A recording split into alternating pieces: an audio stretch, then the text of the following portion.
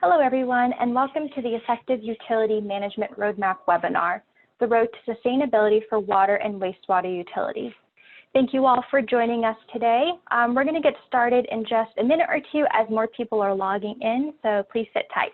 Thank you.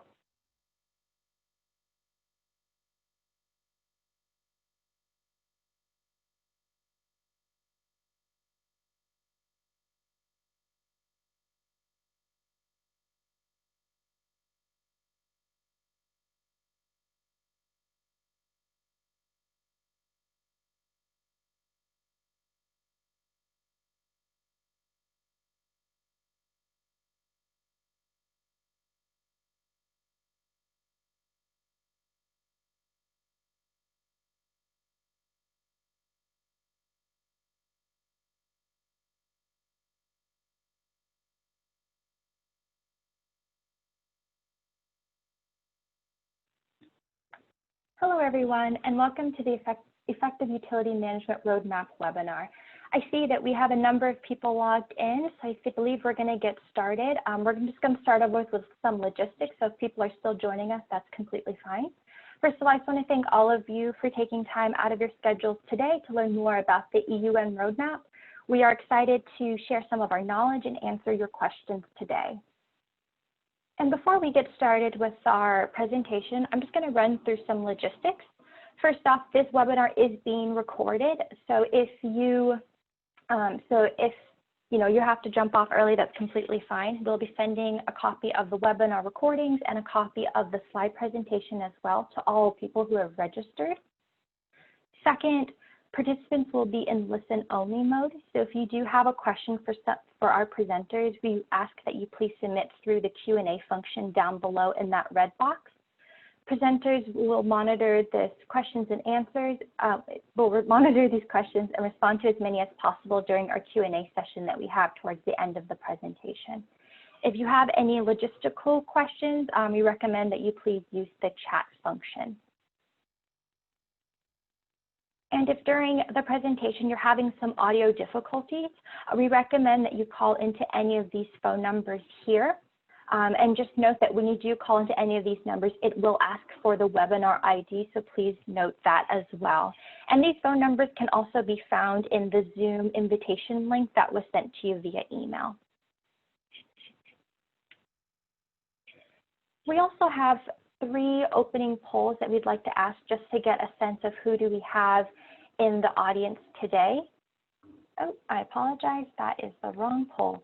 So the first question that we have is, please indicate the sector that you work in. And we have utility, state or local government, federal government, consultant, academia, and other. And you should see a window pop up on your screen. If you don't see that window, you may have to kind of mess with your screen, especially if you're using 2 monitors. But I'll give everyone a moment to just answer those. And if you don't see a pop-up window, you can always use the chat function to type in your answers as well. And you may have noticed that on your pop-up window, there is a second question as well. And that second question is, please indicate the type of utility and community size you work for.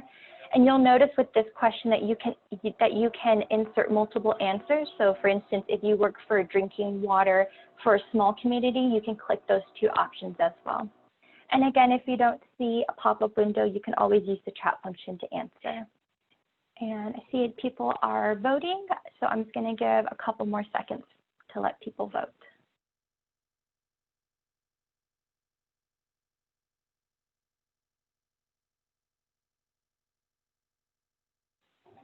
All right, I'm going to end the poll in 5 seconds.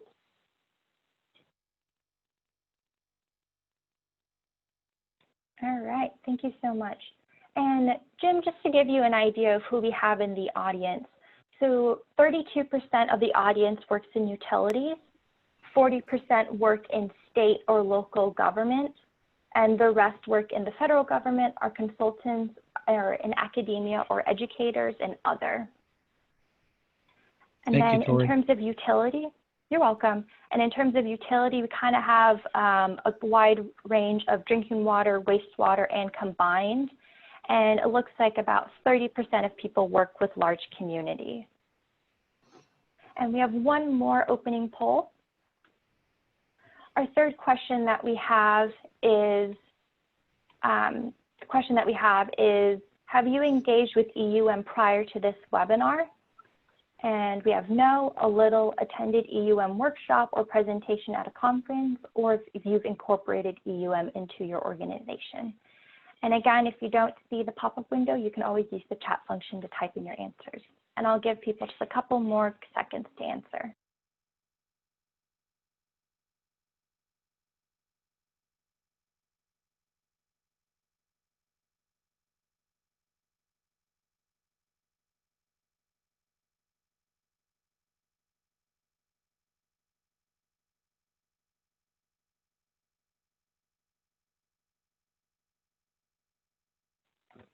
All right, and I'm going to end the poll. And it seems like we have 61% of people have not engaged with EUM, 21% a little, and 14% have attended EUM workshop, and 5% have incorporated EUM into the organization. Well, seeing as 61% have not engaged with EUM prior to this webinar, we think this is a great launching off point for everyone to get to learn more about this. We're very excited. And thank you all so much for answering these polls, and thank you all so much for attending this webinar. And now I'm going to turn it over to Jim Horn at US EPA. Jim? Thank you, Tori, and thank you for all your great work in helping us to set up this webinar today. Plus, thank you for all the great work you do to support everything our team does every day. So really appreciate it. Good afternoon, everybody, and thanks for being on the webinar. My name is Jim Horn. As it says here on the screen, I'm the Sustainable Utilities Program Manager at the Office of Wastewater Management here at US EPA, and someone that's been around EPA from the beginning, if you will, since it was originally launched back in the mid-2000s. During the webinar, you'll also hear from Ed McCormick, who's now with McCormick Strategic Water Management, but spent many years as a utility executive with the East Bay Municipal Utility District in Oakland, California, and Rob Greenwood with Ross Strategic, who's worked with me for about the last 20 years on EUM and many other things. Both Ed and Rob will be taking the lead on the major portions of the webinar. And Tori, as usual, is here to support the entire effort. So again, thanks for being here. And next slide, please. So these are my introductory remarks. Go ahead, Tori, if you would.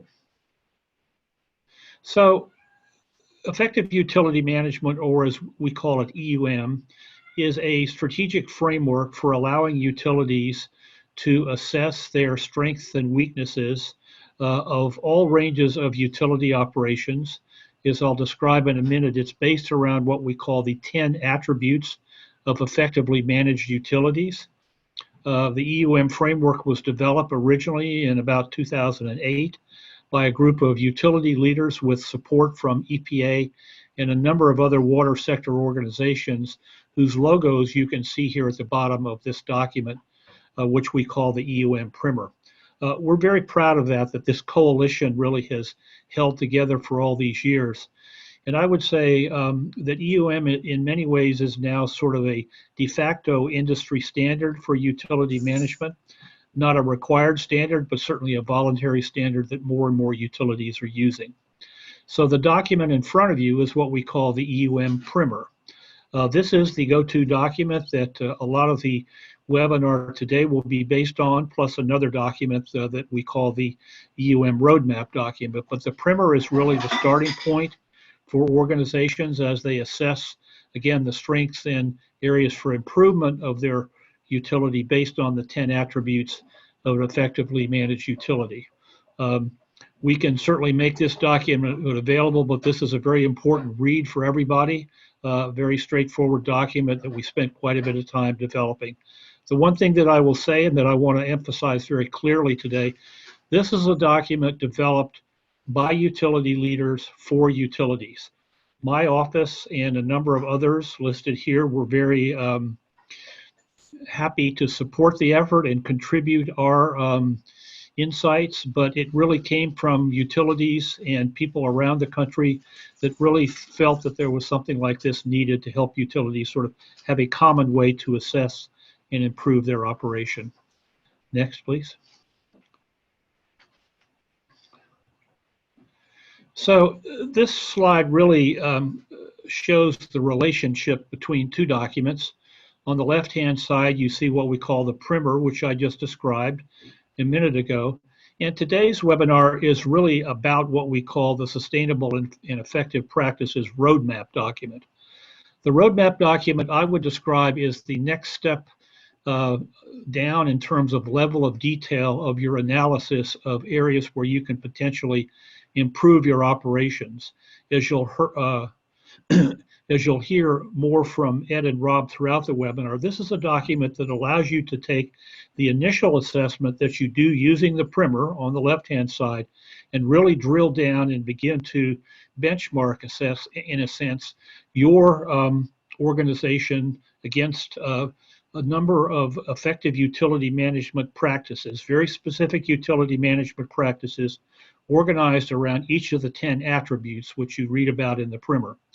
We spent about a year and a half putting this together, and we felt it was a very important document, again, guided by utility leaders from around the country to allow you to take that next step down or next step in terms of level of detail of your analysis of where you can improve. So you'll learn a lot more about how the actual primer document works throughout this webinar, but I wanted to explain its relationship to the primer because the two are inextricably linked. Okay, Tori. So a snapshot of the roadmap, essentially, it was released in 2013. As I said, it builds on the EUM primer. There's no daylight between the two documents, if you will. You will see they're organized the same way and essentially with the same message. Developed, again, as we always do here at EPA, with a lot of input from both utility and some state program managers. We road tested the version of the document with 5 leading utilities to get their sense of where the kinks were and where the improvements needed to be made. We made those improvements, and then the updated version was released back in 2018. It was also used to inform the most recent version of the primer, which I talked about a minute ago. The original primer came out in 2008 and was updated in 2017, but we used a lot of what we had learned in the process of developing the roadmap to help inform the update to the primer. Okay, Tori. So here are the benefits that we've seen. It's not just me and my colleagues here, but the things that we hear as we talk to utilities around the country, and we do talk to utilities all the time. Pretty straightforward here, but real, if you will. Using this kind of document can help you save money by optimizing the planning and delivery of your services. It helps you ensure a reliable source of water consistent with customer needs. It really pays a lot of attention to that whole notion of how do you ensure a sustainable water supply. Using energy and water efficient practices and technology that can help you foster both water reuse, resource recovery, and green infrastructure. Become more resilient to short-term disasters and other long-term challenges. And I would say resiliency is a term that, as we were developing the updated version of the primer and the roadmap, the term resiliency took on a new kind of flavor after talking with a lot with the utility leaders. They see it not just in terms of the resilience of your physical infrastructure, which we all know is very, very important, but also in the resiliency of the people that are in your organization, ensuring that they have the right support, the right encouragement, the right culture, if you will, to make sure that they can deal and become more and more resilient. In no way, I think at no time in our history has that ever been tested more than the current pandemic that we're going through. And certainly, very, very important, a document like this can help you build greater understanding and support from decision-making bodies, customers, and other stakeholders. As we all know, the old days of utilities sort of staying behind the fence line and keeping out of sight, and hopefully the public will not know too much about what you're doing, those are long gone. We don't live in that age anymore. We live in the information age where people do want to know that. And it's critically important that utilities build that kind of understanding and long-term ongoing support from their stakeholders to obviously let the public know what an incredibly important service you provide, but also to help the utilities as critical decisions need to be made by boards, councils, et cetera, those involving huge infrastructure investments. You need that well, if you will, of understanding and support. And this kind of analysis that Rob and Ed will be talking about throughout the webinar can really help you do that. Okay, Tori. So what I'm going to do now is turn it over to Rob Greenwood with Raw Strategic, who's been my partner for about the last 15 to 20 years on EUM and many other things, to talk about the schedule and objectives for today's webinar. So Rob, as always, thanks so much for being here, and let me turn it over to you.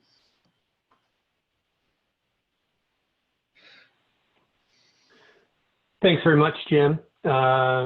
Greatly appreciate it, and welcome everyone to the webinar. Let's go to the next slide, Tori.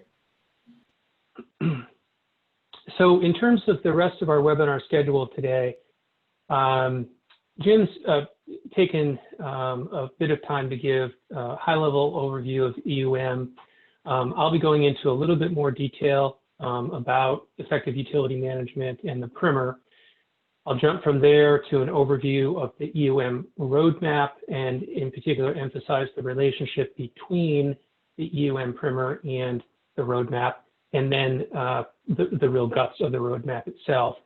From there, we'll move on to utility implementation experience.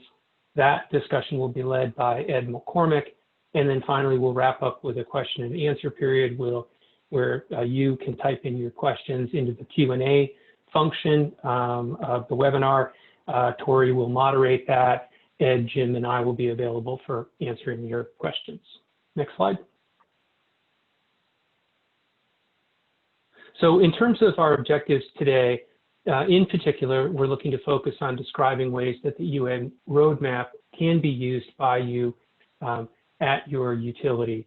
What we're looking to do is to equip you to initiate the EUM roadmap at your utility, and through that, assess utility conditions and support the tracking of progress of improvements at your utility. We're also looking to convey to you learnings from examples of utility peers that have used the roadmap in the past. Next slide. All right, so let's get into first effective utility management. Next slide. So within the EUM primer that Jim mentioned previously, the basic core framework or structure of that document relates to what are referred to as 10 attributes and 5 keys to management success. So this wheel that you see presented here on the slide, at the center, the hub there is effective utility management. Around that hub are the spokes, which are the 10 attributes. And what you can see, and the design of the EUM primer, which again, as Jim mentioned, was driven by utility leaders around the country, identifies the 10 areas that utilities need to manage for. So this is designed to be, in effect, a complete management package for a utility. So for example, product quality is covered, customer satisfaction, financial viability, enterprise resiliency, infrastructure strategy and performance, water resource sustainability, stakeholder understanding and support. Those are all key areas that an effectively managed utility will pay attention to and make sure that they have a plan for advancing, at least maintaining, if not advancing, performance in those areas. The wheel part of the diagram here covers the 5 keys to management success. This is basically the management approach and culture of the organization that supports effective implementation of practices and investments undertaken within the 10 attributes. So we have here a leadership key to management success, strategic business planning, knowledge management, measurement, and continual improvement management. Next slide, please.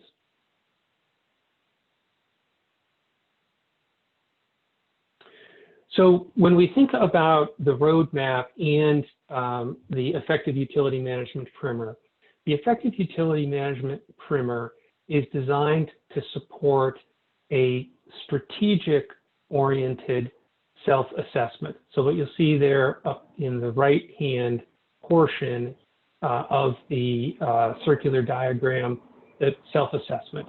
So again, that EUM primer that Jim mentioned previously is a self-assessment document. What we've typically seen is utilities then build that into their strategic business planning. So it's supportive of their strategic business planning.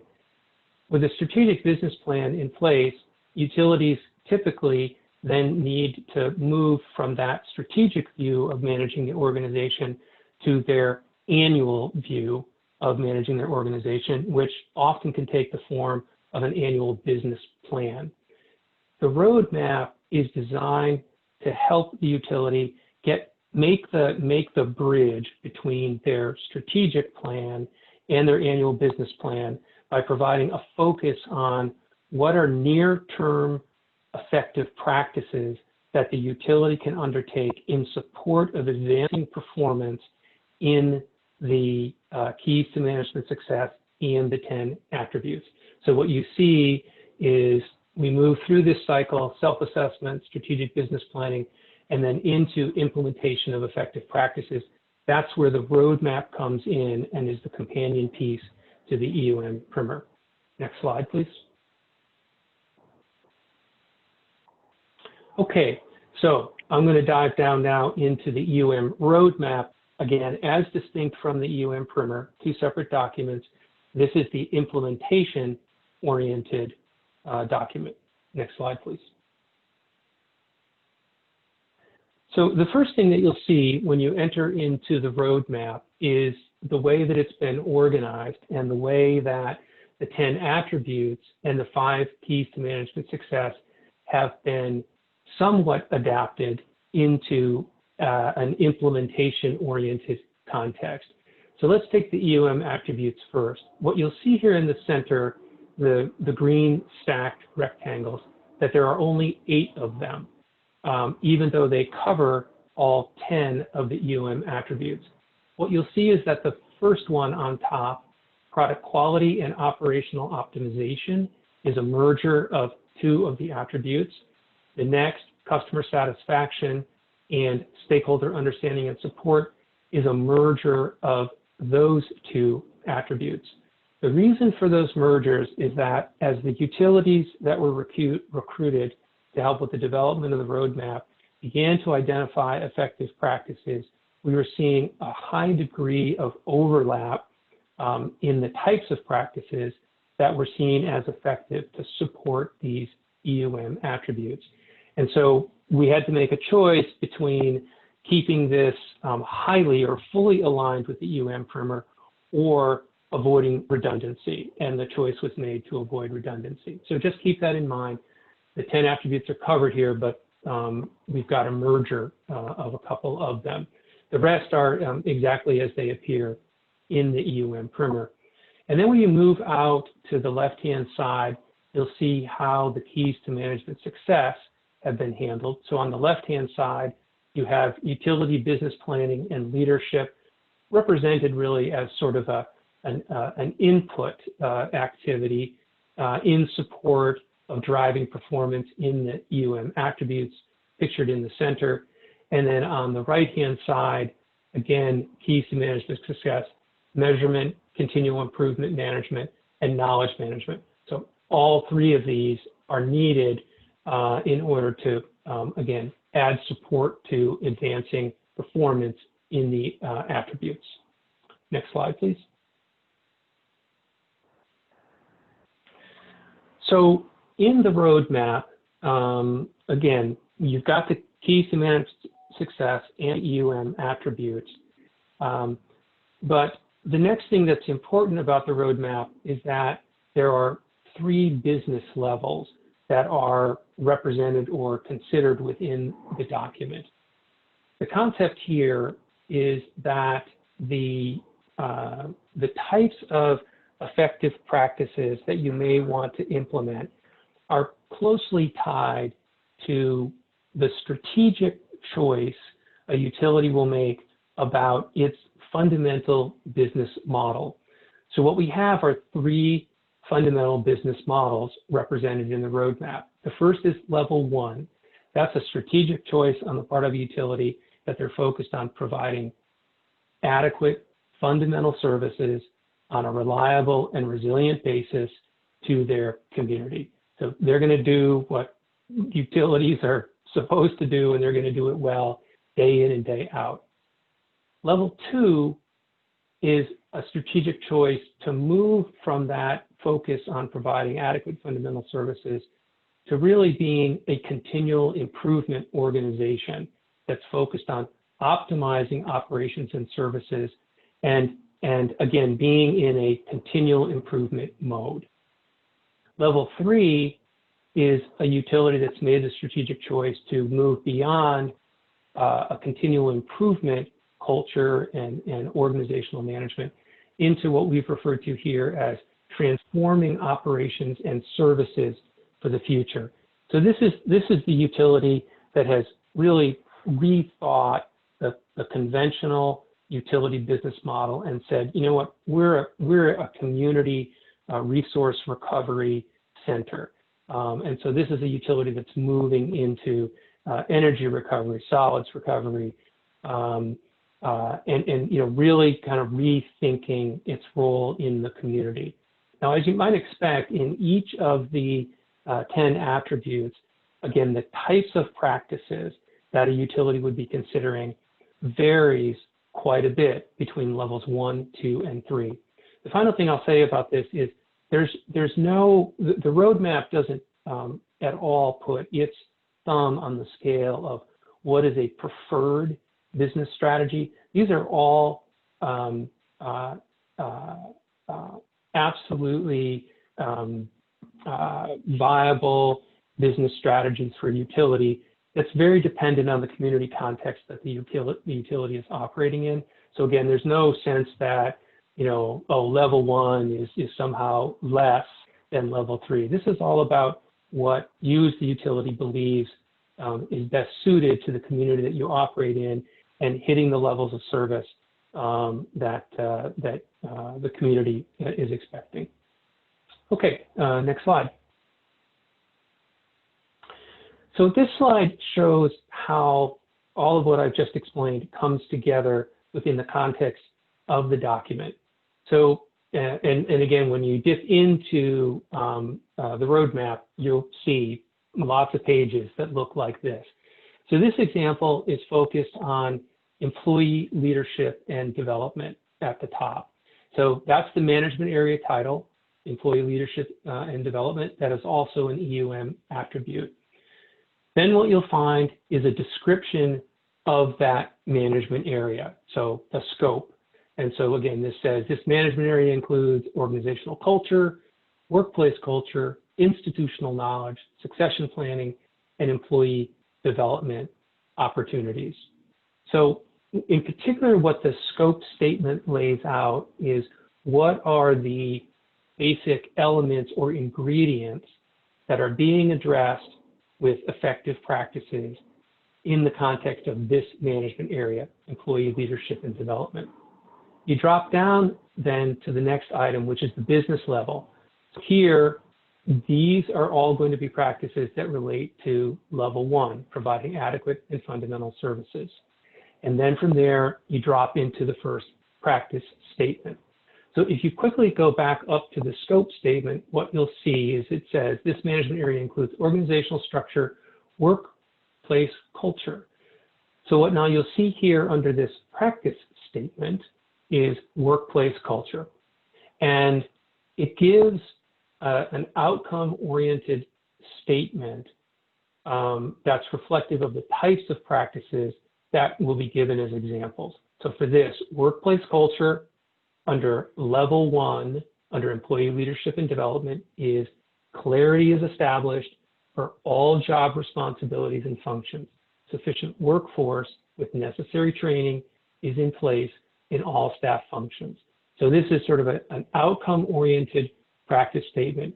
Under level 1, with respect to workplace culture, this is a place where you should have your utility, again, with respect to workplace culture. And then finally, you drop down and you see example practices. And there's a series of example practices. And in a minute, I'll talk about the assessments and actions portion of what you're seeing there. But with respect to these example practices, one thing to really keep in mind, these have not been labeled as best practices or preferred practices. The utilities that put this compilation together wanted to be very, very clear that these are example practices that are designed to get the conversation started at your organization. So they're basically almost like prompting questions. Gee, do we have written job requirements and descriptions for all staff functions? So again, they're example practices. They're not recommended, and they're not best practices. In part because there's a recognition that, again, the operating context of individual utilities is what will drive whether something will be effective or preferred for that utility. So again, these are designed to be conversation starters within your organization, help you jumpstart thinking about what else you could be doing to improve performance in a particular EUM attribute area. This one, again, this example being employee leadership and development at level 1. Next slide. So the assessment process that is established in the roadmap is 5 steps. And I'm just going to take each of these in turn. Let's just hold the slide for about 20 seconds. Go ahead and read those steps, and then we'll move and dive into each of them individually.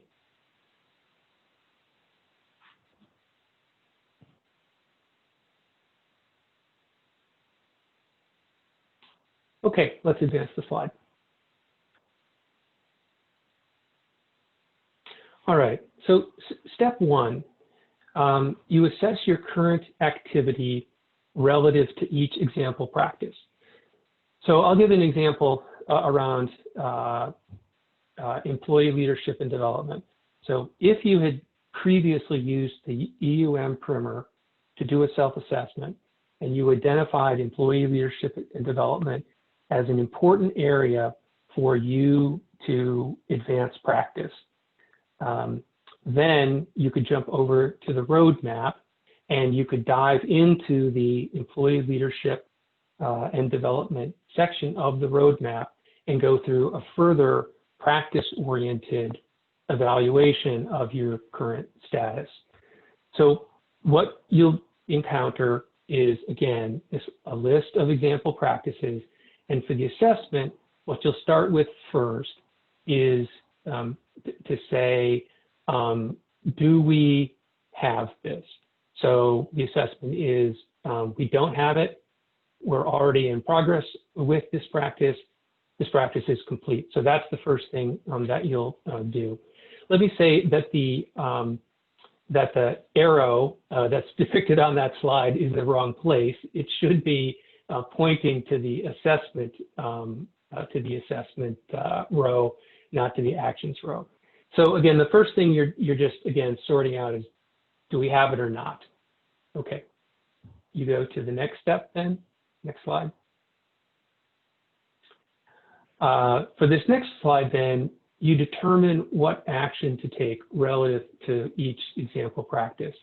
So here, let's say that that it's complete, then you might say, let's maintain it.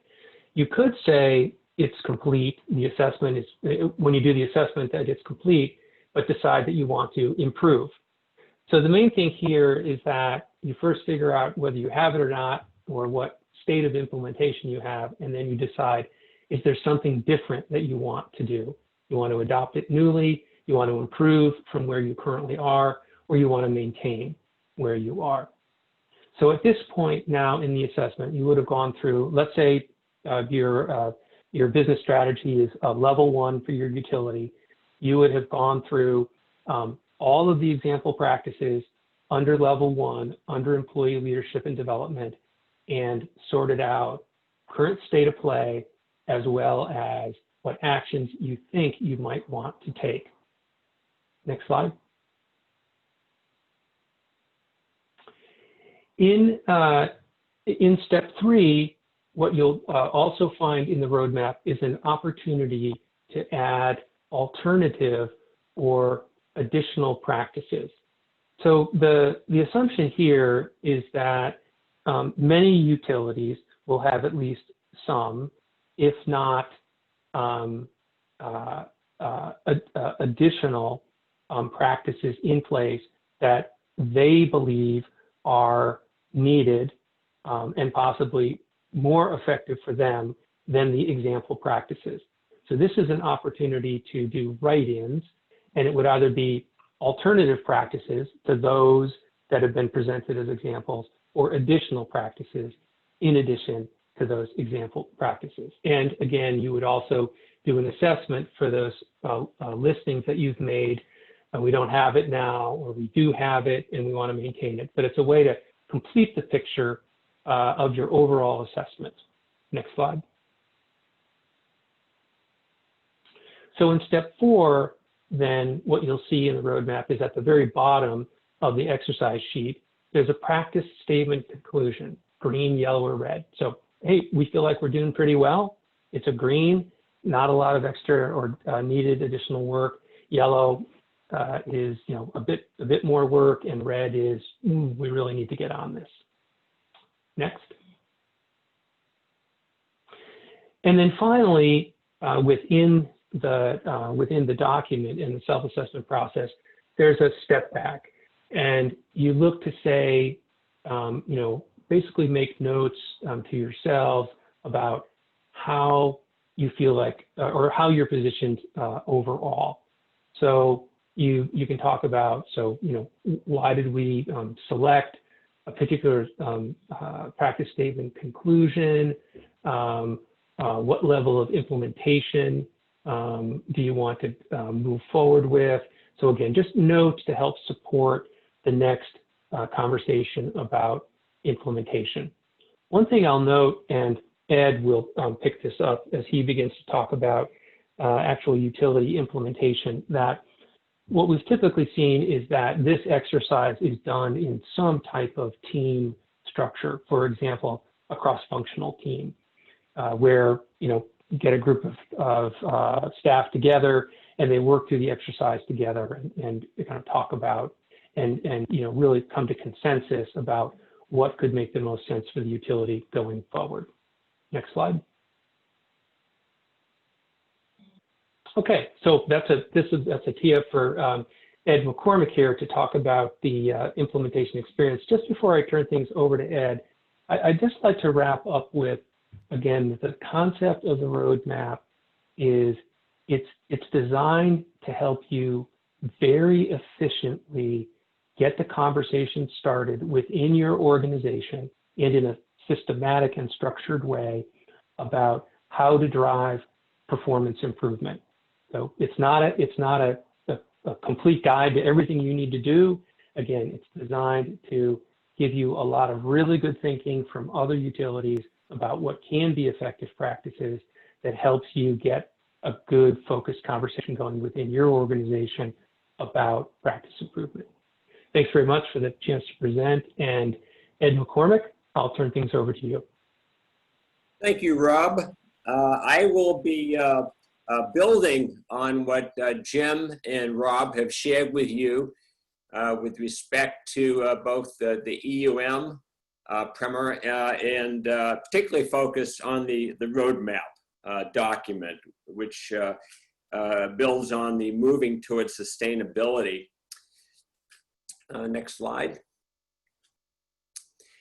So several years ago, we developed 5 roadmap case studies where we had the roadmap that Rob has just described to you, road tested by 5 utilities around the United States. And you can see from Charlotte Water down to Palm Bay Utilities, there's a variety of size utilities here, from small, Greenwood, number 3, to the mid-size and larger utilities. And that's a point that I want to emphasize, is that both the EUM and the roadmap scale quite well to utility size, so that with the emphasis on effective practices and how to link effective practices to improving your organization, work quite well whether you're a very small utility, less than 2 or 3 MGD, or some of the largest utilities in the country. So I did want to emphasize that. Just a bit my background, largely within the utility management sector. So my background is I've been general manager of a small wastewater utility, deputy general manager of a mid-size wastewater utility, and then an East Bay model leader at a large combined drinking water and wastewater utility. So some of what I bring to the table here as I go through these slides is that background, having been in various size organizations, and the organizations all use to one degree or another effective utility management to our benefits. Next slide. So how are utilities using the roadmap to create an improvement action plan? Because obviously at the end of the day, what the real goal here is to make improvements in your organization. And what you'll find is both the EUM primer and the roadmap document are really focused on helping you identify just a few really good practical ideas and practices for improving your organization in targeted areas, areas where they're both important to your organization, and perhaps they're also in areas where improvement would benefit your organization and your ratepayers. Again, the focus is on keeping it simple. Next slide. What we found is that most utilities tend to select their 1 or 2 highest priority attribute areas from the EUM self-assessment to really focus their improvement action planning.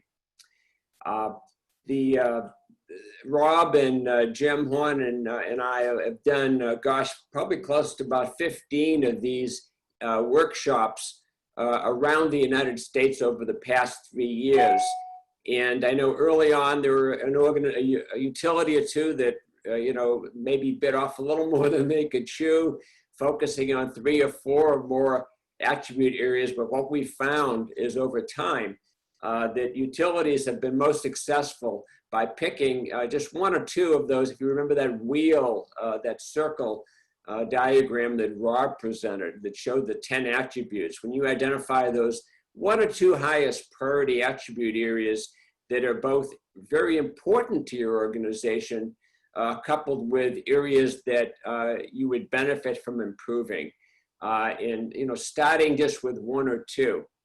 You can always, after some period of time, when you feel you've made significant improvements in those most important areas for you, move on to another priority attribute area. Next slide. So what the roadmap helps utilities do is to identify effective practices to adopt as part of your action plan. As Rob mentioned, some of these you may already have in place. Some may be new to you. What we have generally found with utilities that identify effective practices to adopt and then establish performance measures for is that inevitably, some of them, they already have practices in place and they want to keep them and perhaps identify ways to better measure their improvement in those areas. But we've almost always found utilities find a couple of really good ideas from other sister utilities that have been in place, and find a package that allows you to improve your overall practices in an attribute area. Next slide. So next, I'm going to provide you with a series of examples of commonly adopted effective practices. And I do want to mention, the way the roadmap document is packaged, we recognize that there is no one-size-fits-all for utilities. Every utility has a different situation, scenario. Different regions of the country have perhaps different operating conditions. But what we have found is in having done many of these workshops around the country, and also just personally from having been in leadership positions in several utilities, is that there are some effective practices that very many utilities choose to put into place because they really get a lot of bang for the buck out of these. So I'm going to give you an example of about half a dozen of these. The first one I'm going to mention is having standard operating procedures in place. And one benefit of this, and what first comes to mind for you, is probably the operation of your collection or treatment facilities, and absolutely that's key. But what we found is that having operating procedures in place can apply to a number of those different sort of functional areas in a utility. So the attribute areas that having operating procedures in place are helpful, help you improve, are both in the employee and leadership development arena, as well as in that product quality and operational optimization attributes. So, you can make improvements by having standard operating procedures in place in several different attribute areas by simply articulating and identifying. And this is something that really helps organizations as they start to see employees moving into retirement, leaving the organization. Having those standard procedures in place really helps you evolve over time and not lose the knowledge from previous employees. Next slide. A second example of a commonly adopted effective practice is actively seeking timely customer feedback on utility service performance. The attribute area where this benefits is in the area of customer satisfaction. And having been engaged for over 30 years in the public utility arena, what I found is, back in the 1980s when I first got started at East Bay Mud, is that this was not, nearly as a sophisticated operation as it is nowadays.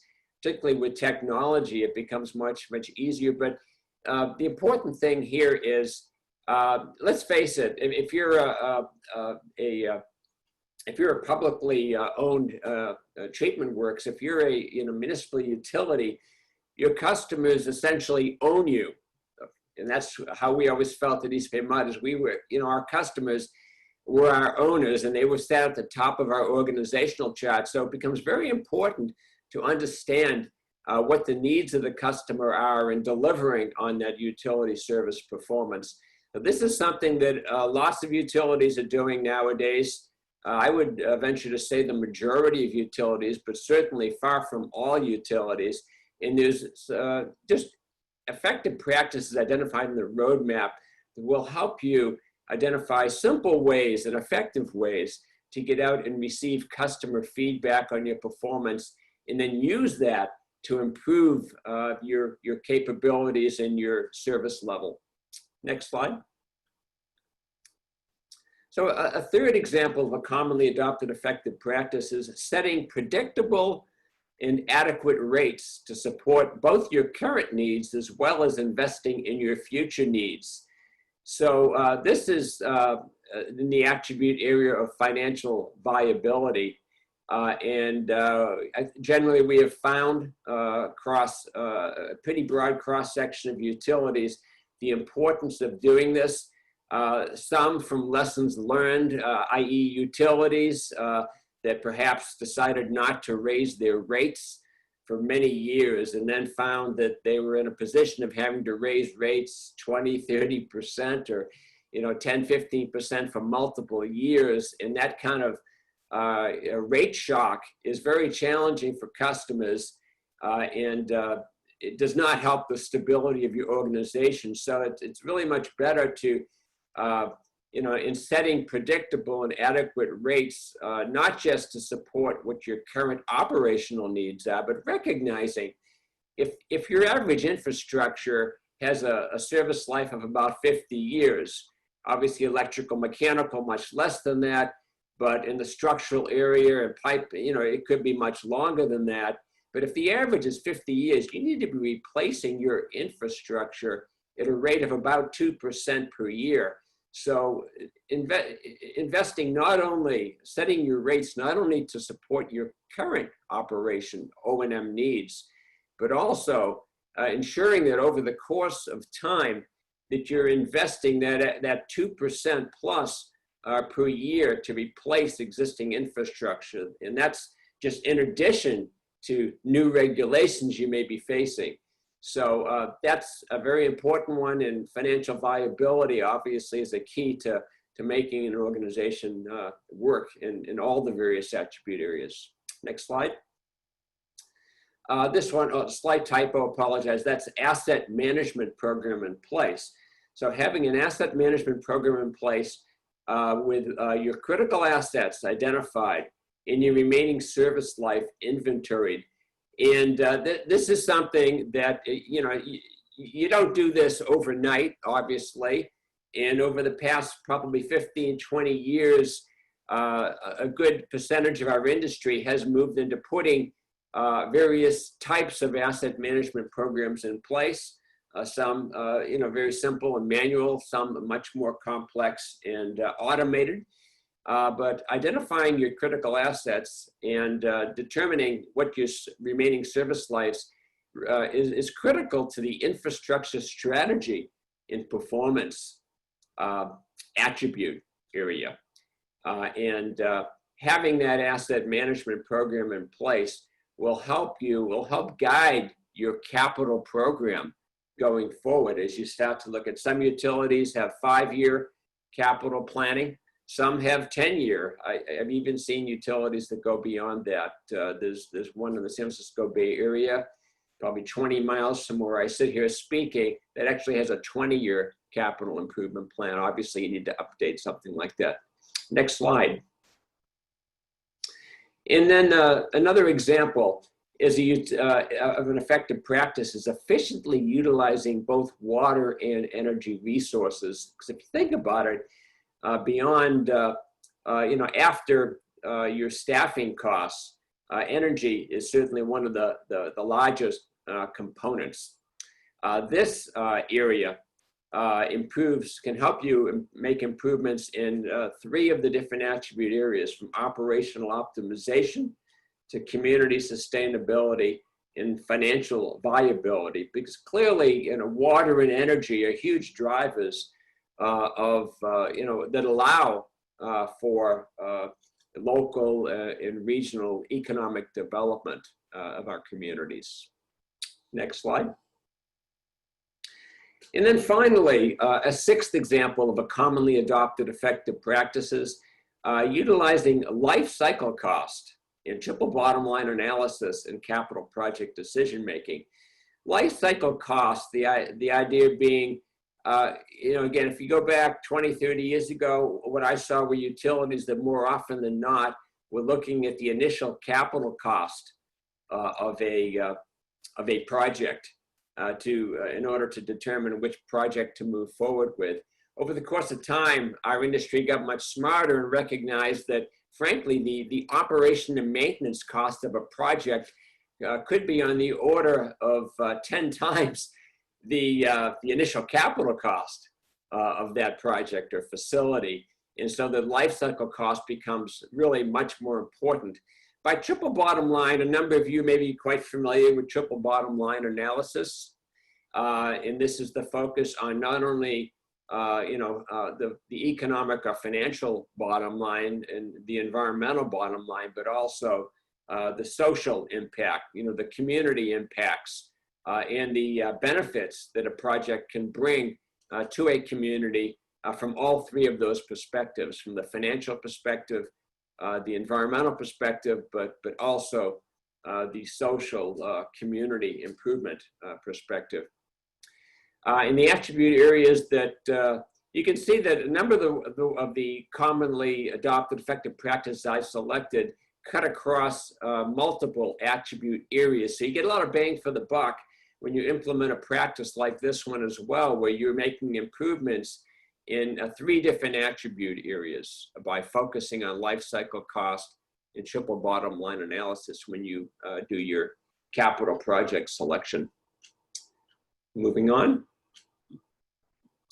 So we're going back to the cycle of implementation document that, or diagram that Rob showed you previously. So the next step, once you identify effective practices to implement, is looking at measurement.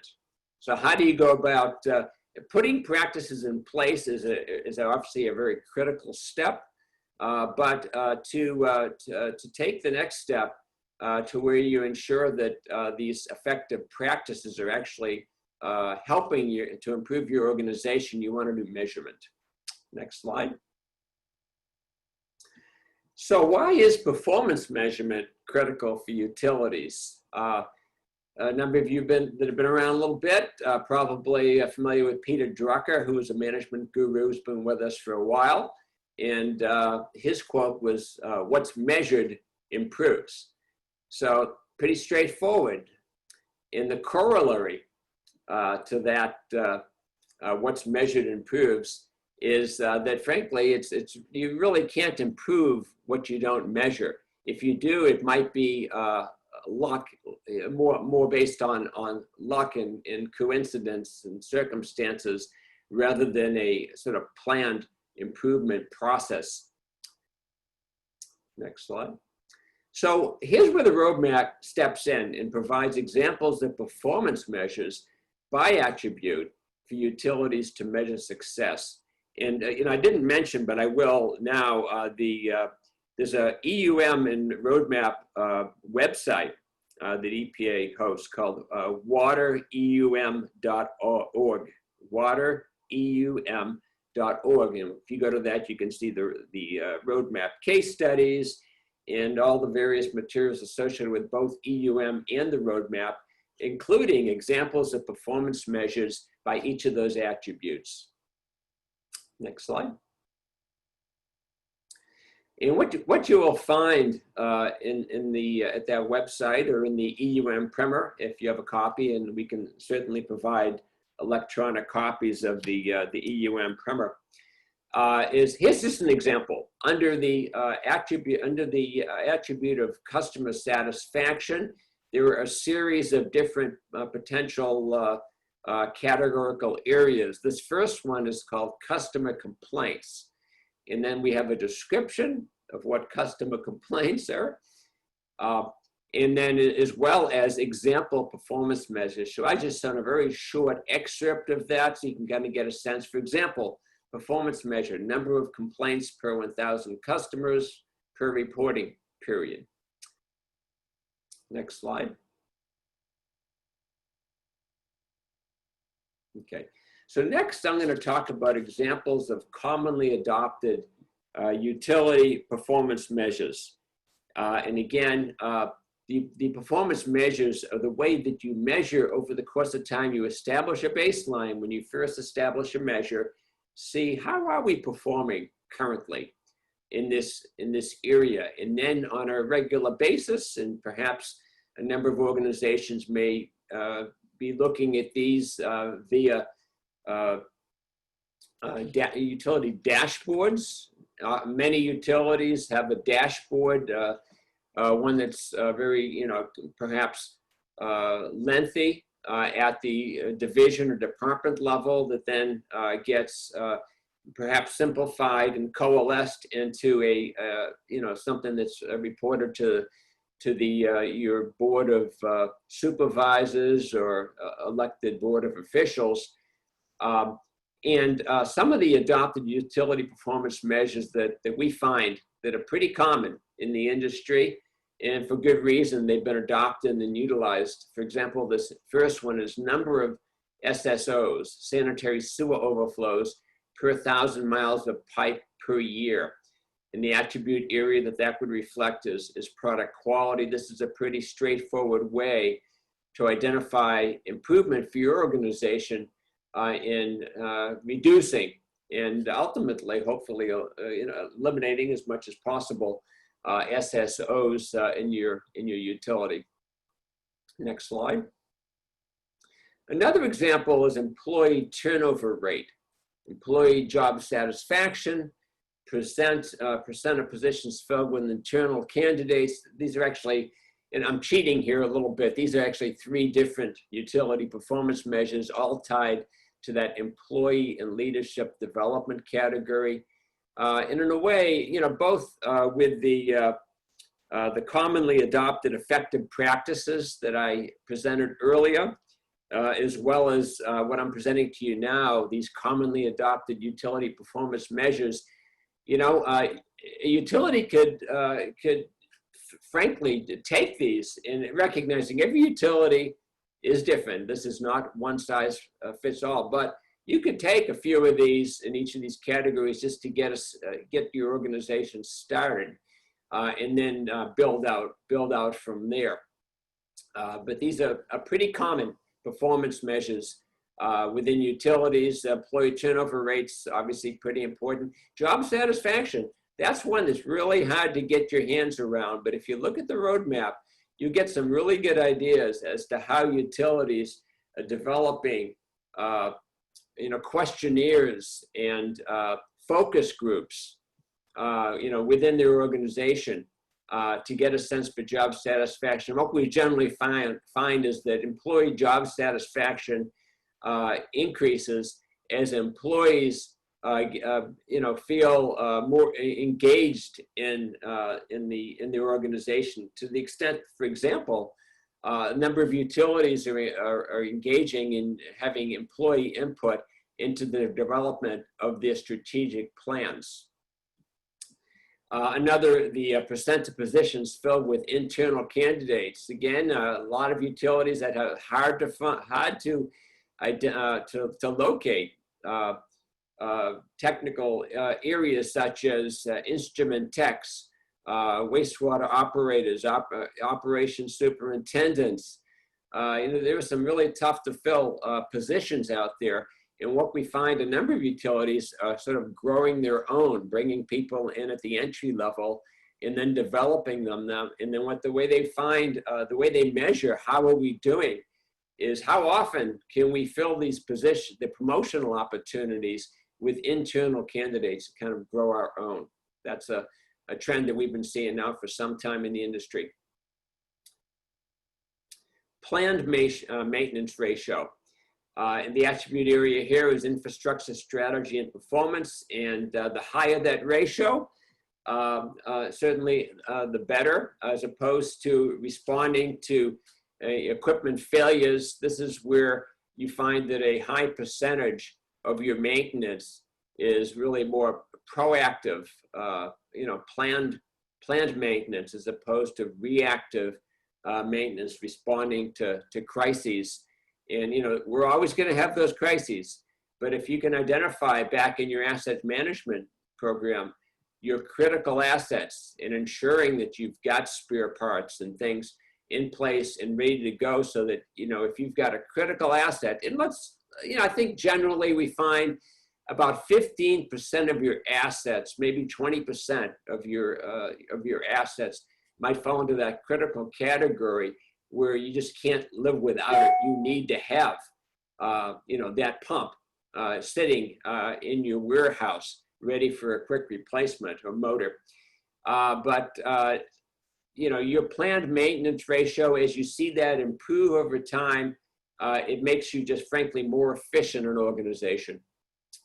Next slide. Rate affordability in cost per million gallons of water produced for the drinking water folks or for wastewater treated.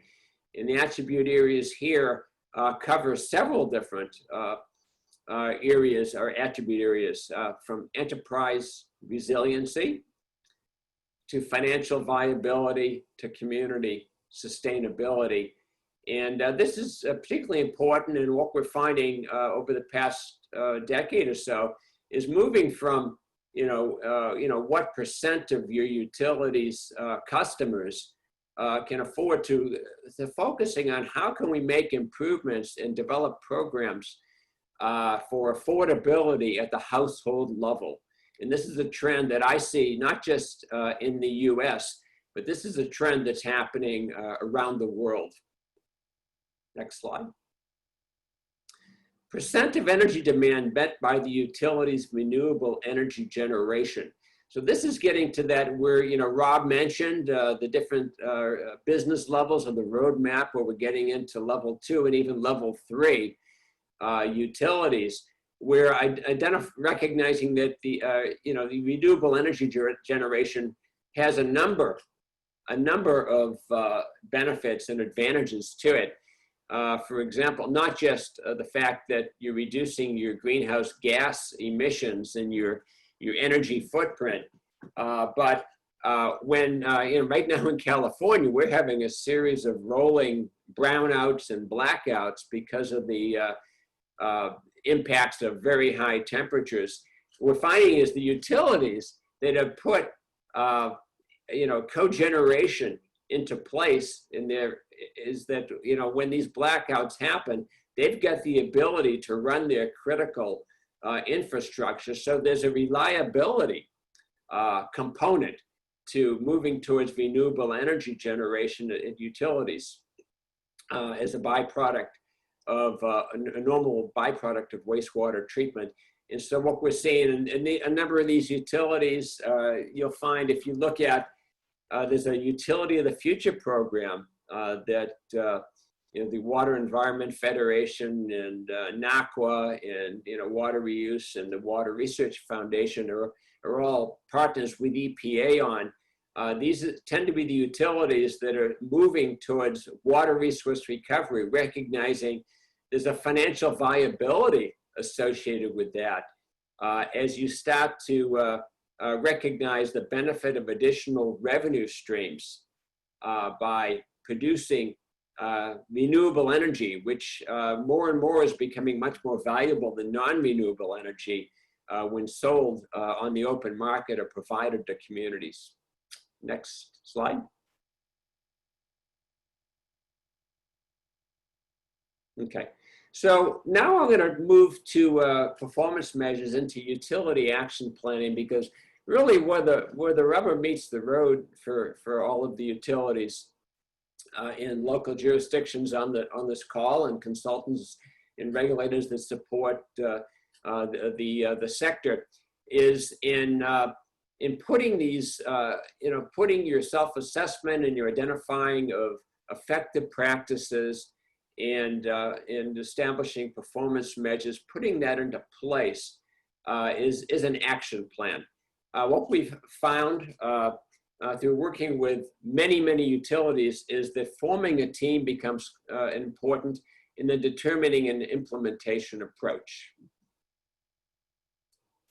A second step to utility action planning is performing a self-assessment using the EUM primer.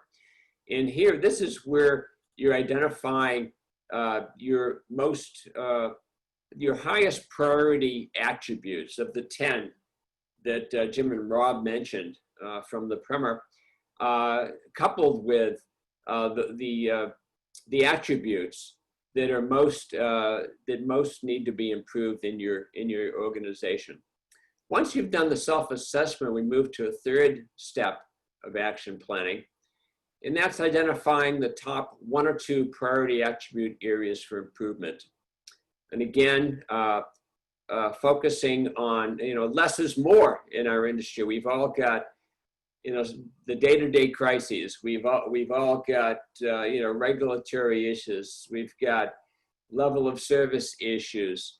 And so if, adding on top of our regular workday, which, often can be pretty lengthy, 24/7 for a lot of folks, is keep it simple by focusing on your most urgent priority attribute area need, perhaps 2 of them.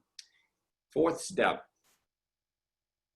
Next is conducting your roadmap assessment and adopt and update your utility's effective practices in those highest priority attribute areas. So you've selected 1 or 2 attribute areas, you've done a roadmap assessment, and you've identified which of your current practices you want to continue, which ones you may want to drop, and what perhaps new effective practices you may want to adopt. And when you go to the roadmap document, you'll find these were developed by many utilities. Utility leaders from around the country brought their ideas to the table in developing these documents. And these are really practices that have stood the test of time over the decades.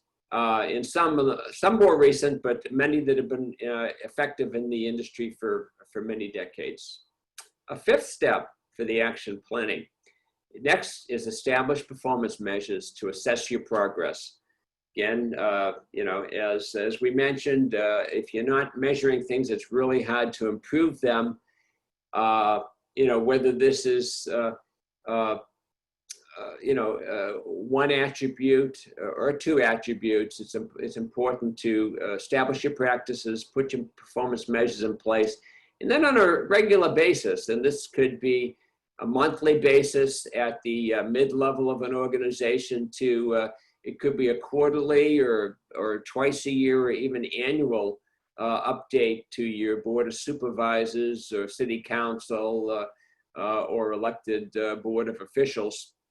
We're keeping an eye, and I've seen organizations do this differently. The organizations I've worked for, some use a green, yellow, red.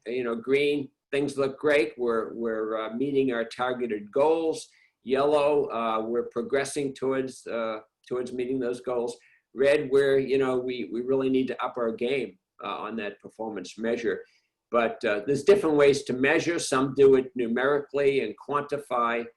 But at the end of the day, the goal here ultimately is to get as many as possible of your practices to where you're, you're getting that green light, or you're essentially meeting your targets.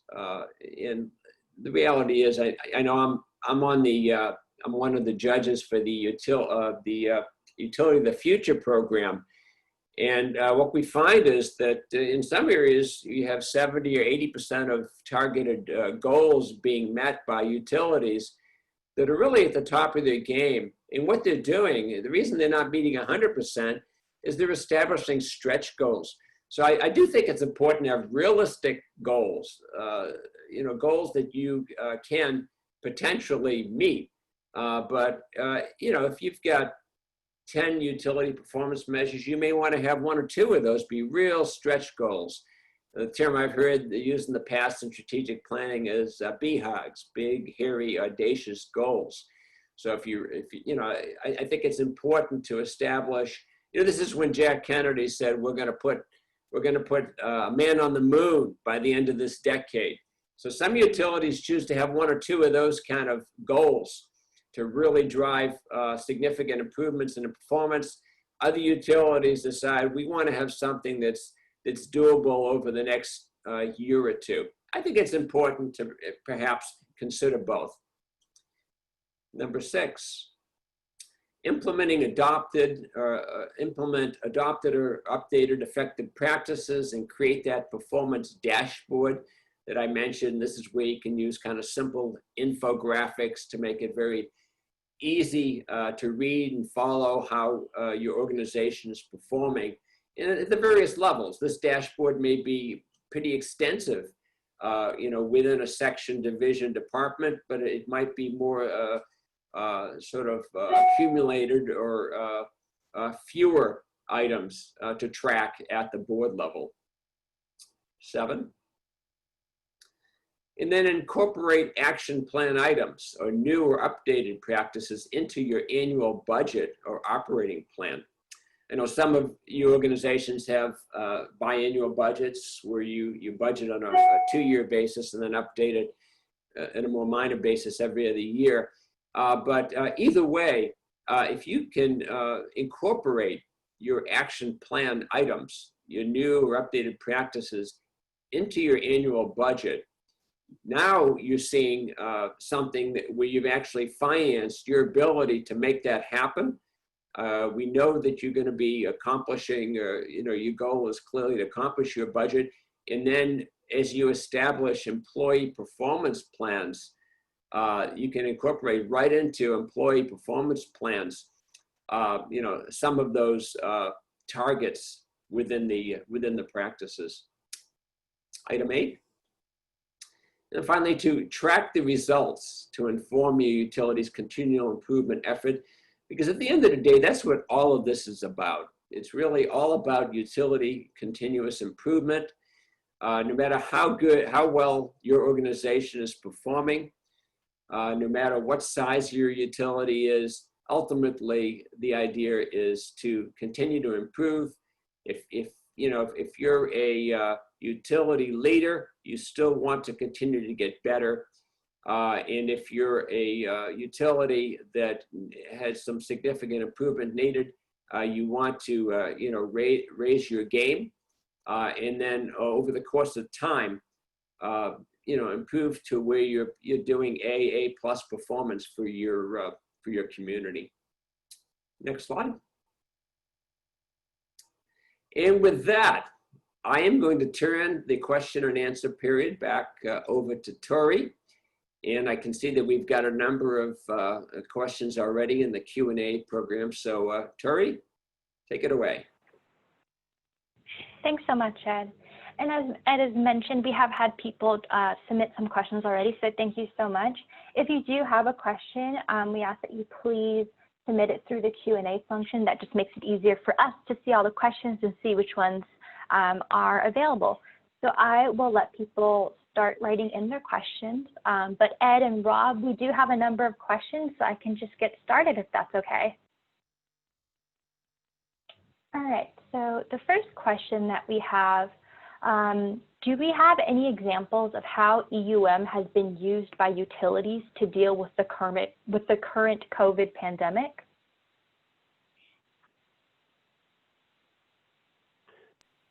Tori, this is Rob, and Ed, obviously I'll invite you to come in as well.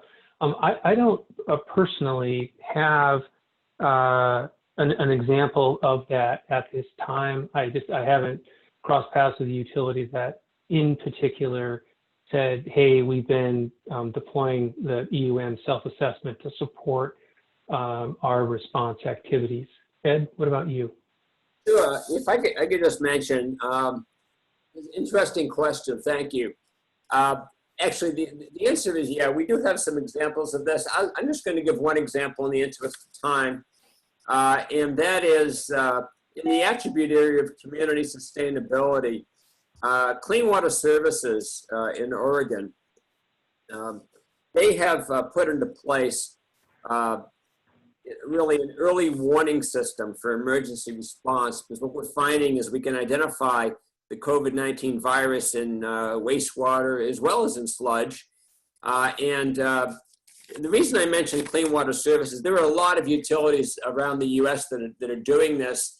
And there are actually a lot of them around the world. There's a great study that I just read of a utility in Brazil, a developing area, where they're doing it in sewers because they actually don't have wastewater treatment. So even in developing countries, they're doing this by going into sewerage and identifying. So what they're doing is developing these early warning systems, and Clean Water Services was a pioneer up in Oregon, and they've got to the point now in the state where there are over 80 utilities that are doing this to identify COVID levels, so that they can give a heads up to the hospital community to let them know that they are probably likely to be seeing a surge. So this is happening around the country. Many utilities are doing it. I know my former utility, the East Bay Municipal Utility District, has been doing this since, I believe, early April. And it is very helpful. And that's a way, the term we've used is anchor institution. That's a way a utility can provide benefit to its community beyond, just providing, low cost, high quality wastewater and drinking water services by helping the community respond to this pandemic crisis. Thank you, Ed. And before we continue on, I just want to remind everyone that this webinar is being recorded. So if you do need to jump off, we will send the webinar recordings and the slideshow presentation to everyone that has registered. So if you have to leave early and you won't be able to attend all of the Q&A period, that's totally okay. We'll be sending out the recording. And the next question that I have is, someone is wondering, how well would this EUM roadmap work for a very small system that has 1 to 2 operators and serves a population of less than 3,000 or smaller? I can start, and then Ed, go ahead. Yeah, Ed, go ahead. I'd like to start. I'll kick it off, and then I'd like to have Rob respond also, because I know Rob has done a number of workshops for small utilities around the country. My experience is that for very small systems, obviously the challenge there is having the staff capability, the resources to do anything beyond just the day-to-day operation of a facility. So it becomes more and more important to really keep it simple.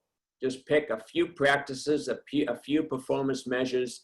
I think this works well, though, because with small systems, sometimes they're more challenged than the mid-size and larger utilities because of the financial constraints on an organization, the number of the staff available, the people that you got are all wearing multiple hats. So because of those constraints, having an efficient system for improving your organization over time becomes, I think, even in a way, a bigger benefit to a really small system. But there's no question it becomes more challenging. I know that Rob, as I mentioned, has done a lot of these very small utility workshops. And I'd like to see, Rob, if you could weigh in a little bit. Frankly, my experience has been more with utilities, direct experience with utilities on the order of 20,000 populations and above, up to, million. Yeah, thanks very much, Ed. So a couple of things that I'd say here. The first is there is Jim Horn introduced the EUM primer, and I talked a bit about the primer before getting into the details of the EUM roadmap. There is a companion document to the EUM primer that was prepared through a partnership between EPA and USDA, which is directed towards small system operating contexts. So it still uses the 10 attributes, although they're referred to as 10 management areas. And it's basically, again, just designed to speak more specifically to the small system operating environment. So that's the first thing, that there is this companion document that's very targeted to the small system context. It gives you the same results as the EUM primer, which it'll help you identify key areas within your utility that could use some further work from your all's perspective.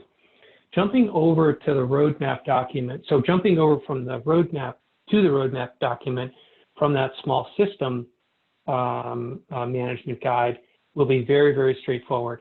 The roadmap itself I see as very scalable to all operating sizes and context. And in particular, I'd like to emphasize something that Ed has already said, which is efficiency. When I think about the small system operating context, again, whereas Ed was saying, you know, capacity can be tight all the time, people wearing multiple hats throughout the day. The notion that there's this compilation of example practices that you can quickly take a look at, think about whether you have them or not, and whether they might be appropriate or not for your organization. You know, in that way, you don't have to start from scratch, you know, reinvent the wheel. It's also a way that if you can steal an hour or two with the group of employees that you have, whether it be 2 or 3 or 5, steal an hour to go through it. It can also be a good team building exercise among those individuals, identifying where improvements can come. Final observation on this one is Ed already hit on it. And then what's key is to take it one step at a time. No organization can take on too many new things at once, and that just becomes increasingly challenging as the amount of slack built into your operating context decreases, which again can often be the case in that small operating context. All good. Thanks, Tori. Great. Thank you, Ed and Rob. We had a question put into the chat, and so they asked, you know, what is the difference between leadership versus management in respect to EUM, both in the roadmap and in the primer?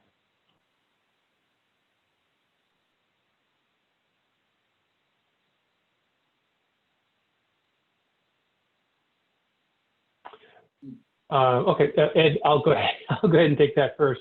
I thought you might jump in on that one.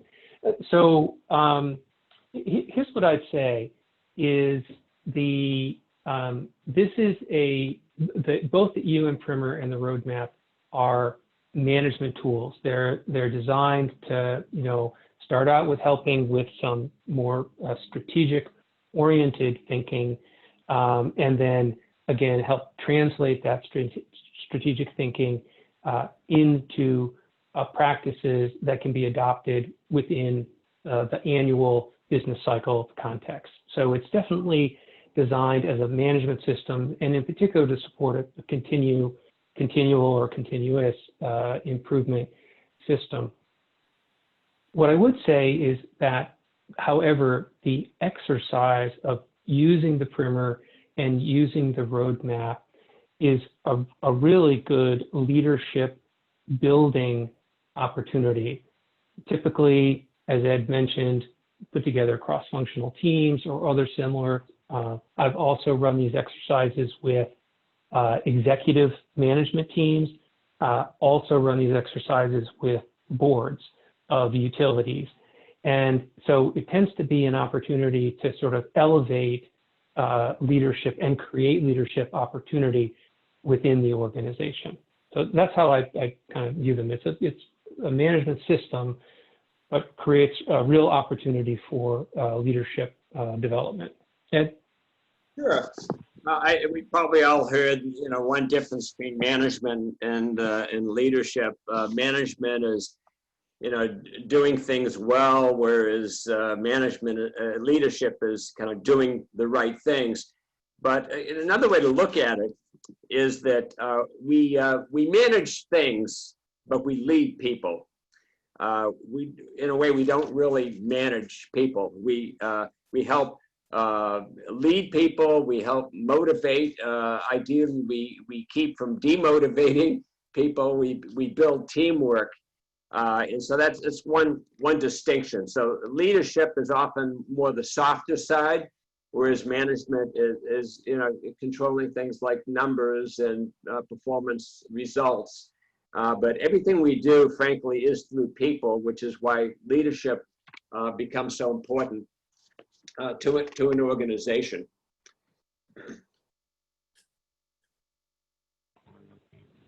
Great, thank you so much. And the next question that we have, and Ed, you had touched upon this on one of your slides in terms of rates, and someone asked, should a utility keep the rates that were imposed to finance a specific project once it is paid for?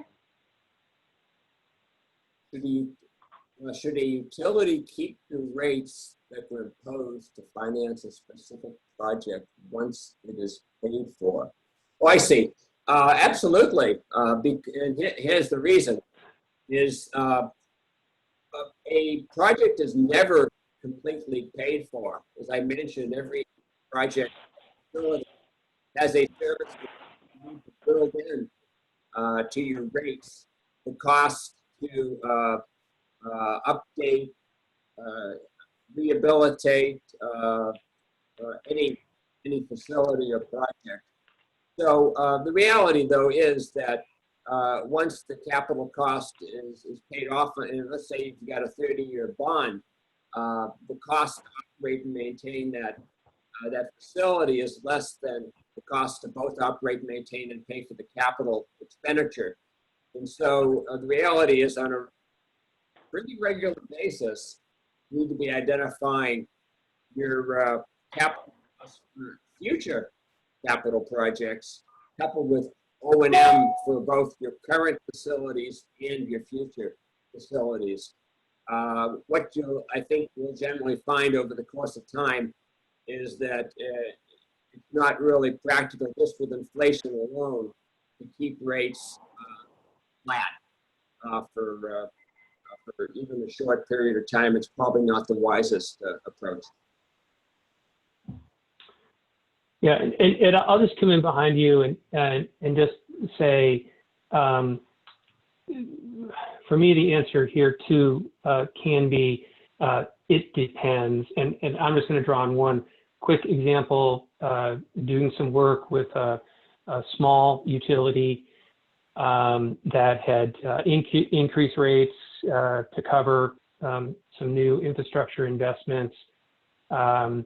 And then they found themselves starting to build up a fairly substantial reserve account. So they were running, more revenue in than they were putting out. They had this reserve account starting to build, and they became concerned about the optics of that with their customer base, and had a very lengthy discussion about whether to reduce rates in order to draw down that reserve situation. So I do think there is some amount of it depends on your operating context, and you kind of need, kind of think that through.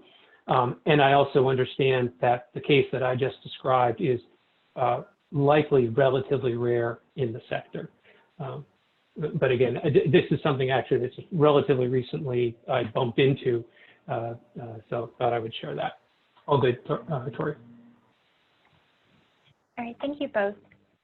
The next question that we have, they are wondering, do we have any statistics on the cost savings or time or other aspects of operation that have used the EUM system? So, they've gone through the EUM process, what type of cost savings do utilities see, or is that in terms of time or, just kind of overall benefit to the utility?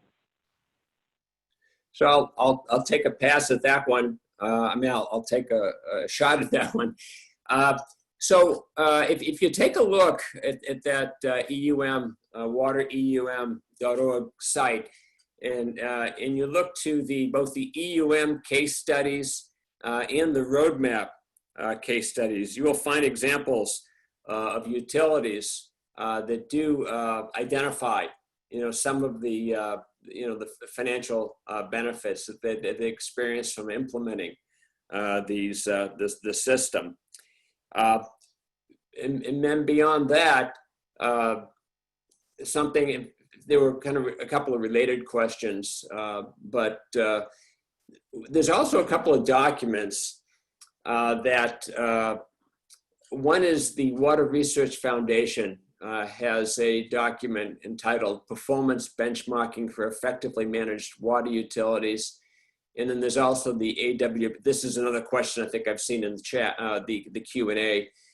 There's a AWWA benchmarking study, which identifies performance indicators for drinking water and for wastewater utilities. And so both of those documents as well identify performance benchmarks. But as far as the cost benefit, it really is utility by utility. And that's, I may see if Rob or even Jim want to weigh in. I don't believe we've actively collected, financial benefit from EUM in a document to date. Ed, that's correct. We have not done that. Again, we have the case examples, and we have a new case example from Austin Water that should be released shortly that describes both how they implemented and some of the benefits they've received. But those are not, they don't have a heavy quantitative orientation to them. Thank you. And kind of along those lines, thinking about metrics and how do we display those metrics, do either of you, having gone through these different EUM workshops and potential follow-up, have you seen any examples of some really great performance dashboards that you think that people can, use as an example or as kind of a guiding post? So I've seen a number of really good dashboards over the years. But rather than toss a couple out off the top of my head, I'd be happy to follow up if this is something we could send out to all of our participants, Tori. A few examples, like a small, a mid-size, and perhaps a large utility dashboard link. Be happy to do that. But I remember, I think one of the early ones that I saw goes back 15 years or more was the Massachusetts Water Resources Authority, MWRA. At the time, I thought that was, a pretty good document. At this time, I might view it as what was happening back then, more detailed than perhaps needed at the board level, but very effective at the staff level. So I don't know, Rob, if you have any utility that you'd like to single out here on the call, based on something you've seen recently. And the reason I mentioned that I'd like to not necessarily do that is I haven't probably in the last several months dug into this and identified what I think are, sort of the top dashboards right now. I need to check. Tori, are you hearing me? Yes, I am hearing you, Rob. Okay, good. I just messaged you. I lost my internet connection, and I didn't know if that was going to change my ability to mute and unmute. Okay, great. So Ed, I'm sorry, I was scrambling, trying to figure out my loss of internet connection. So I missed your follow-up question to me. Sorry, I think we should just move on to the next question. Okay, sounds good.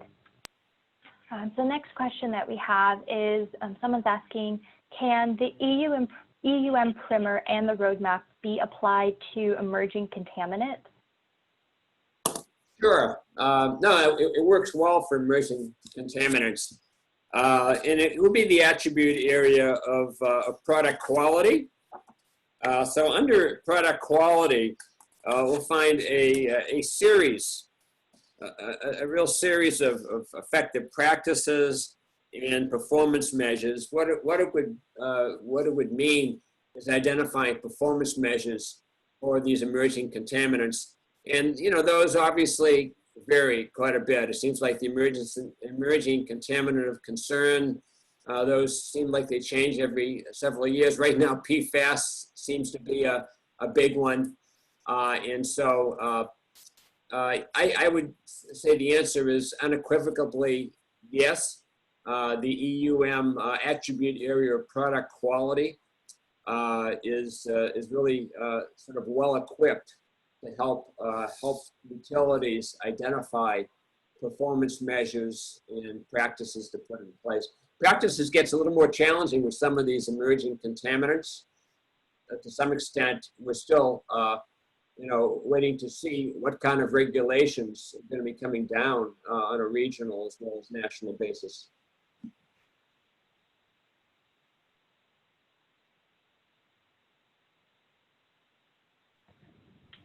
And Rob, I know that your internet has cut out a little bit, but do you have anything to add in terms of how the EUM primer and the roadmap can be applied to emerging contaminants? No, I think Ed covered that well, Tori. Again, the one thing that I would say, again, is the notion of, it's designed as a systematic, holistic management approach. And as a result, it quite naturally picks up things, like the ability to be thinking about emerging contaminants. It's not specifically directed towards that, but certainly can be helpful to creating the right mindset at the organization for addressing those types of things. Thanks. And I am still, my internet has gone down, so I'm just kind of managing through my phone here at this point. Thanks. No problem. Sorry about that. The downside of some of the virtual webinars is, we're at the mercy of internet connectivity. So the last question that we have, I'm not particularly sure if we have the information about this, but relating back to the pandemic, someone was wondering if they have any suggestions or recommendations for well drillers in terms of the impact that they've received from the pandemic. And again, I'm not sure if Ed or Rob, if you have any background in that, and if not, I know that someone in the chat box had posted an EPA website of some resources for water utilities. But just curious whether whether Ed or Rob have any information or insight in terms of the impact of COVID on well drillers or anything that you've heard from your network. Yeah, Tori, on that, this is Rob. Tori, on that one, that's outside of certainly my scope of operation, so it's not something I would feel comfortable commenting on. Yeah, same here. I think that appreciate Miranda having sent that out to all the panelists. I would refer it to the EPA site. It's possible there may be something under OSHA's site, but I don't know for a fact that that's the case. So I think I would go to EPA at this point. It's possible the CDC website may have information, but that's a little bit out of my area of expertise. No, thank you. And then to the person who asked that question, in your Q&A, I also pasted the EPA COVID-19 resource for you as well. And if anyone has any additional questions, please use the Q&A function. We have a couple more minutes, and currently I believe we've gone through all of our questions right now. So if you have any last burning questions, please type them in while we have a couple more minutes. And before we end here, but yes, thank you so much.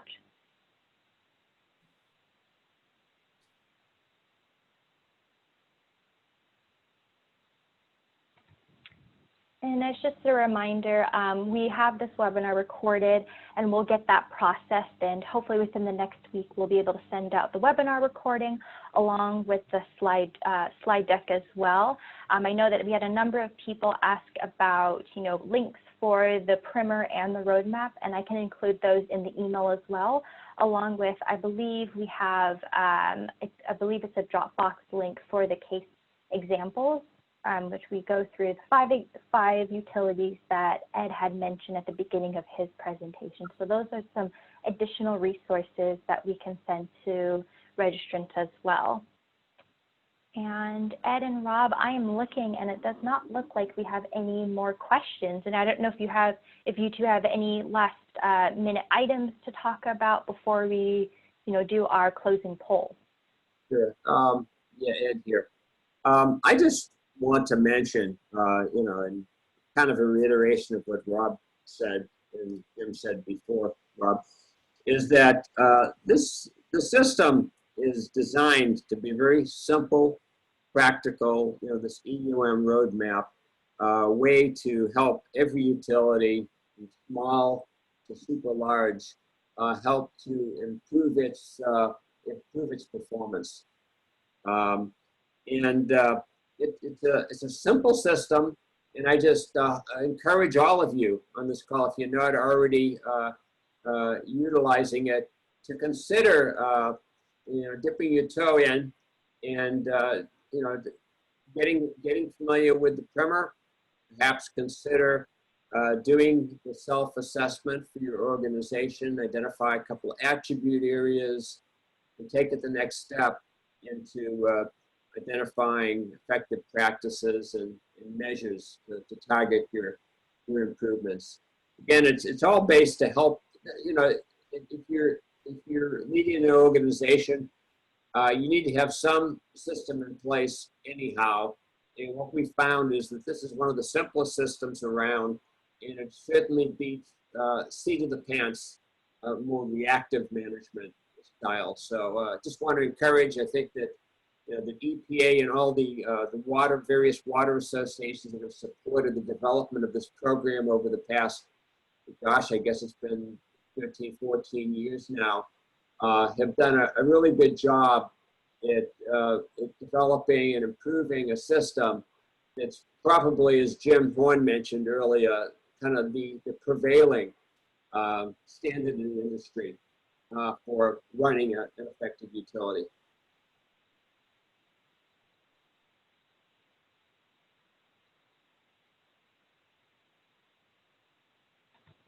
Thank you, Ed. And I don't know, Rob, if you had any last minute thoughts before I do the closing poll.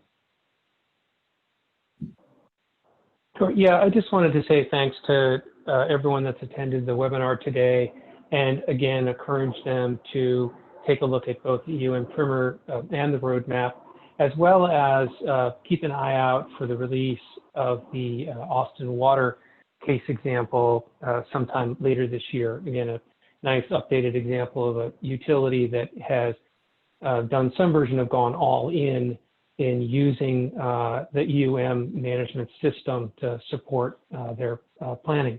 So thanks very much to everybody. And Tori, over to you for the closing polls.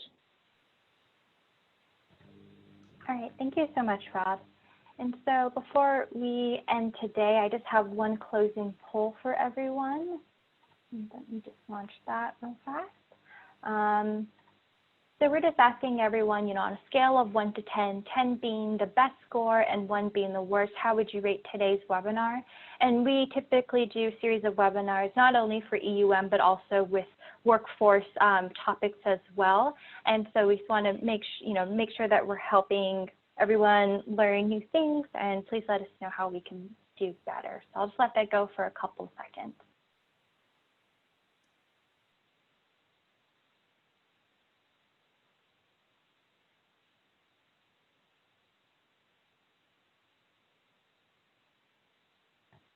And again, if you don't see the pop-up box, you can always chat in your answer as well.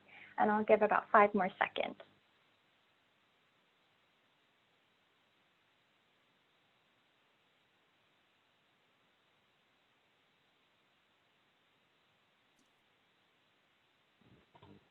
All right, thank you so much, everyone. And then lastly, if you have time, we're asking for if we do any future EUM webinars, what changes do you recommend, if any? And with that, you can just type in a response into the chat box as well. And if you have any comments, we highly recommend sharing those, so when we have future webinars, we can include those as well.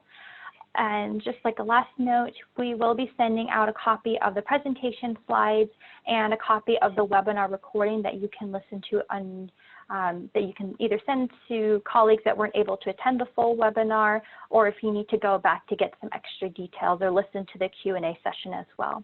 But we'll be sending out those slides and recording, and also distributing the PDHs within the next couple of days. And so we thank you so much for your patience and taking your time out of your schedules. And thank you all so much, and have a great rest of your day.